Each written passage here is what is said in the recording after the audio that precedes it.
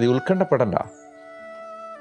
ഇന്ന് ഈ ലോകാവസാനത്തെക്കുറിച്ചോ അല്ലെങ്കിൽ എതിർ ക്രിസ്തുവിൻ്റെ ആഗമനത്തെക്കുറിച്ചോ ലോകത്തിൽ നടക്കാൻ പോകുന്ന അന്ത്യകാല സംഭവങ്ങളെക്കുറിച്ചോ ഒക്കെ ഭീതി ജനിപ്പിക്കുന്ന പ്രഭാഷണങ്ങൾ യൂട്യൂബിലൊക്കെ കേൾക്കാറുണ്ട്. സത്യത്തിൽ കർത്താവിൻ്റെ മടങ്ങിവരവ് ഭയം ജനിപ്പിക്കുന്നൊരു സംഭവമാണോ?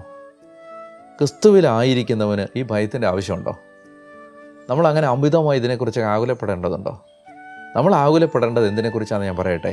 നമ്മുടെ പാപത്തെക്കുറിച്ച് മാത്രമാണ്. നിങ്ങൾ ബാക്കി ഭൂമിയിൽ സംഭവിക്കാൻ പോകുന്ന ഒരു കാര്യത്തെക്കുറിച്ച് ആകുലപ്പെടണ്ട. നമുക്ക് ആകുലപ്പെടാൻ ഈ ലോകത്തിൽ കരയാനും വിലപിക്കാനും തകരാനും ആകുലപ്പെടാനും ഈ ലോകത്തിൽ ഒറ്റ കാര്യമേ ഉള്ളൂ. ആ കാര്യം നമ്മുടെ പാപങ്ങളെ ഓർത്തിട്ടാണ്.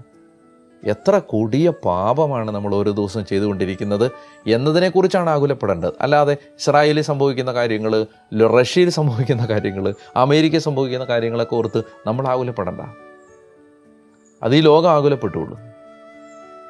നമ്മുടെ ഏക ഭാരം, ഞാൻ യേശുവിൻ്റെ കൂടെയാണോ? ഞാൻ ക്രിസ്തുവിനോട് ചേർന്ന് വിശുദ്ധ ജീവിതം നയിക്കാൻ ആഗ്രഹിക്കുന്നുണ്ടോ?